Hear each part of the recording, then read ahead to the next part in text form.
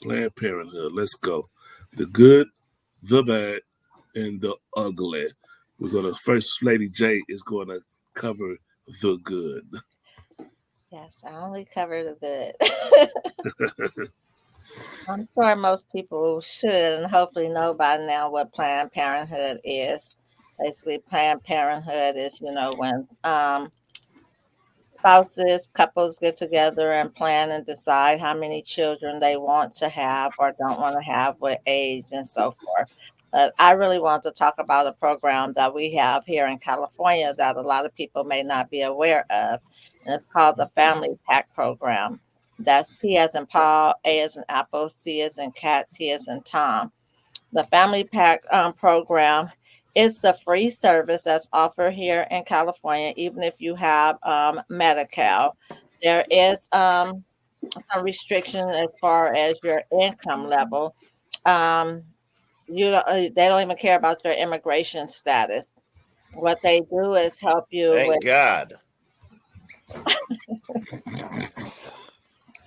they help you with Y'all getting heard you that? Y'all heard? I'm sorry.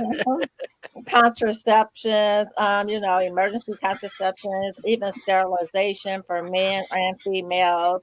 They offer counseling, education, help with STD screening and testing and treatment, HIV, cervical cancer screening.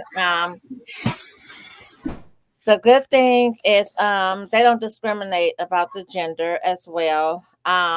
One of the things that some people feel are controversial that California have, there's a code in California, the California Family Code.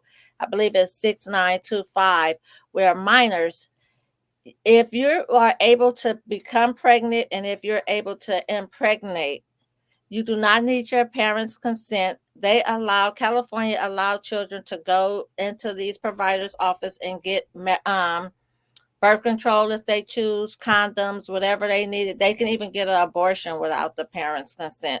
Only thing that the minors cannot do in California is get sterilization without the parents' consent. But if you have a 9-year-old daughter and she has her period, she can go in and request birth control. She can go and request whatever she needs. A parent can't even force abortion on a child.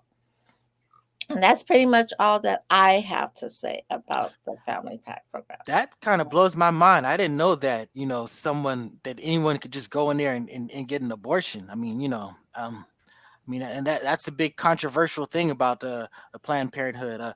I know one of the big things that when people talk about Planned Parenthood, you kind of have to go back to a little bit to the history, and I'm sure the brother Charles X has more information about that. But it all started with Margaret Sanger, and this is a person who started her American Birth Control League, and you're talking about 1916, and ultimately what's led to the Planned Parenthood.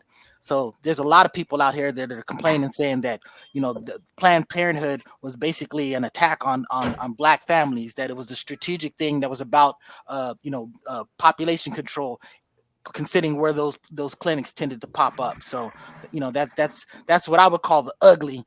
But some people might prefer that as a little bit different. Infamous El Poo. Well, I mean, I would call that the bad. Actually, the ugly is Margaret Sanger in itself. And here's another thing about it: it wasn't just black people, bro. It was just people that wasn't white. So it was eugenics. Yes, she was heavy, and that was the thing about it. When we talk about the criticism of her, she was actually having going to eugenics conventions, and what this was, they were specifically saying, like, look, people have these bad traits or whatever. We should probably try to weed them out of the gene pool. So there was some selective effort, and some of those people were it was very convoluted. It was, should I say, it was very controversial. Hey, So brother Tony Boyd, I think he want to speak on Planned Parenthood and say, I remember back in the day, fellas used to walk around with rubbers in their wallets just in case. I think that still happens today, but that is Yeah, a form. that's a form of. This is my Planned Parenthood pack right here. This is my Planned Parenthood pack. Wow. Okay. hey, But wait. Let me keep it serious real quick. But Planned Parenthood. Here's the thing, like there's a bad side of this because a lot of times people just equate it to just like people just getting abortions, and a lot of people are pro. I mean, not a yeah, pro life. I remember when my ex-wife she had a stillborn. Our child it died in there and they had to remove it. So it was like basically having an abortion. It was a sad moment. We go in there, they had protesters yelling at us like, it was freaking bananas. And we didn't even expect it. You know what I'm saying? So it's really a lot that comes with this. Don't think that everybody is just killing a damn child, y'all out there. So Planned Parenthood is necessary. I know it has been used to target blacks and Latinos as well, because their numbers are dropping as far as the Caucasians. So, but this is just something that happens. So, but I mean, if you don't want to have a child, here's the Planned Parenthood pack that I use right here. This is how I don't have no more children. Well, here's a question. Why is it that you won't find a Planned Parenthood in Woodland Hills? But you will in Watts. Pretty much that's where they are. I mean, it's a great point. Brother Charles X, you got something to say about that? Yeah, I think for the most part, it's been the topic's been exhausted, and I would just tend to agree that you can find a positive in everything, and Planned Parenthood does probably have some positives, especially for those young people in particular that don't have parents. They're teaching, have literature and curriculum that teaches individuals about like the benefits and disadvantages of abstinence and outer course, they call it and whatnot. But for the most part, the organization That's to me is just something that is the origins. You can't ignore the foundation and what the origins are. And that was and is to reduce the population of the melanated people around the world, in particular inside the country. So. I learned a new word. I'm gonna use that one day. Outer course. I know. I never heard that before. Yeah. Outer course. Hey, as far as Planned Parenthood goes, I understand. I was doing my research on it, and I know that abortion is a big topic and a sensitive topic. I understand it. But if you know the history, like the first recorded abortion was like in 1550, and the form of abortion was strenuous exercise, diving, sitting over a pot of hot steam and hot water or something. These things were attempts to end the life inside the body of a woman. I mean, it's kind of painful to hear, and you got to understand the play on the words. You got pro-life, and then you have pro-choice instead of using pro-death, because basically that's what it is. Depending on what you think that inside of that woman, is that a life, or is it just a choice? I'm going to choose not to have a baby instead of saying I'm going to kill the baby. If I don't know you, if you ain't breathing air, I don't know you. I'm pro. If you can't handle that or take care of that child or what's coming, rid of it. Now, I'm real talk. Sorry, I know that came off bad, but yeah, I'm pro-abortion. They have, and if you do have a child that you can't take care of, there's a program where you can literally go to any fire station and hand that child off. And I think it's no questions asked. Miss Floyd X, I'm sorry, I said Miss Floyd, Miss First Lady. You probably know about that. To might give some more particular details, but you don't have to kill the baby. You pretty much just said it. Yes, you just take it. It's a safe haven rule. You can take the child to the fire department. You can even take the child to the hospital as well. No questions asked. You just hand the child over, and that's that. I tried that, but my baby mama went and picked it up. Oh, that's good. God damn. Wow, El Poo. But I'm so glad I'm not a baby mama. That's ridiculous. But here's another ugly side. This is the ugly side of Planned Parenthood. When I was 17, I was dating a 21-year-old woman. And she came and said, I'm pregnant and I want to get an abortion. I need $300. I said, I don't do abortions. We just gonna have to have a child. And then she never brought it up again. I believe it was a hustle to get $300 because I had a good job when I was 17. I used to work at NASA. So she was trying to get $300 out of it. That's my belief. That's the ugly side, that there are women out there that will do that. They will say they're pregnant, they need an abortion, and if you're some young and scared, you're gonna scrape up $300, and then you're gonna give her money, and she gonna go buy her a Birkin bag or something. That's the ugly side. That is a great point. And just horseback off that is that, men, we don't have the choice to tell a woman that, hey, keep the baby. You know what I mean? But she absolutely has a choice without consent from the man who fathered the child to go ahead and terminate the pregnancy. So that's the ugly side. I would agree. You're absolutely right. It's our body, our choice, but what you guys do have a choice. You do have a choice of asking for proof that you're pregnant before you hand over to pay for an abortion.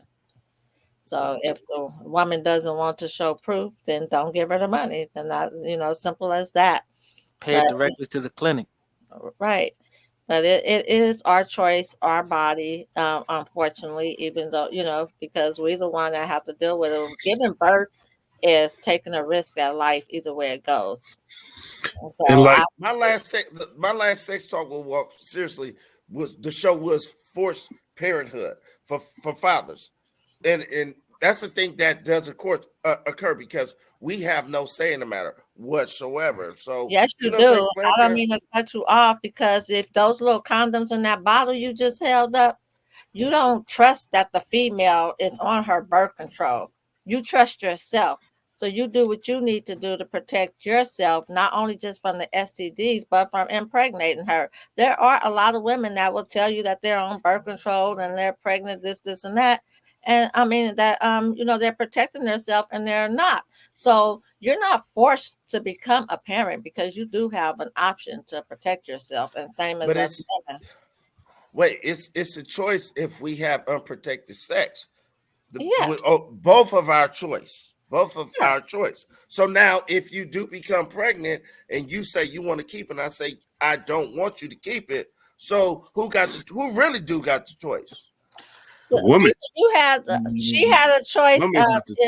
I'm sorry, if you know you're going to be having unprotected sex and you do not want to become a parent, then you step your game up and choose not to have unprotected sex if you don't want to become a parent, because that's the risk. Hey, sorry, First Lady, but I gotta call you. I gotta call you on this one, because I think Walk is saying that, look, if you're talking about prevention is something that's on both sides. But the bottom line is that after an incident occurs, what I believe I heard him saying is that women have a choice, and he's saying that maybe men should have a choice after the fact too. So I mean, if you're going to choose to elect to bring this child in the world, I think you can make an argument that if she can arbitrarily do that, then he should probably arbitrarily have the right whether he's going to raise this child.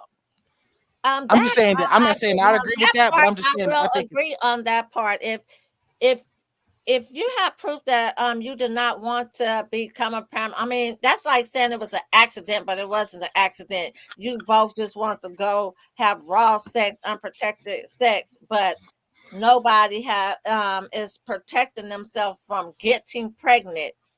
That's like crazy on both of you guys' behalf. Agreed.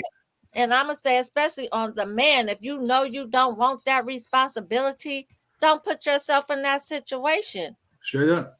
And that's just the bottom line. Your contraptions don't always work. Some things break, some things whatever. I mean, I get it. To me, you're an adult, you're responsible. To me, that's your kid. If your kid's your kid, that's your responsibility to raise. That's it. But I do understand the sentiment. If you're going to say that, look, this person can arbitrarily decide to, what I might say is actually kill your child, then I think that there probably should be some type of balance of power. Women should have the absolute say about this type of thing. But I mean, it's an ugly, messy situation, and there is probably something that could be done that at least semi levels out the playing field. If I could chime in real quick, I'm all about, everyone knows that, I'm definitely, I stand up for men, and I'm always talking about accountability, and it goes both ways. And so the facts are, we know the situation, and that is, if you want to play, you got to pay, you know what I mean? And there's only one way to avoid, not having a child, but, if we're doing something that can result in a child, then we have to have a plan, in advance. We know what the dynamics are. There's no secret behind it, so we have to be, ready for all and every scenarios, including being in dialogue with your partner at the end of the day in advance, and maybe having some of these things worked out before, things get serious.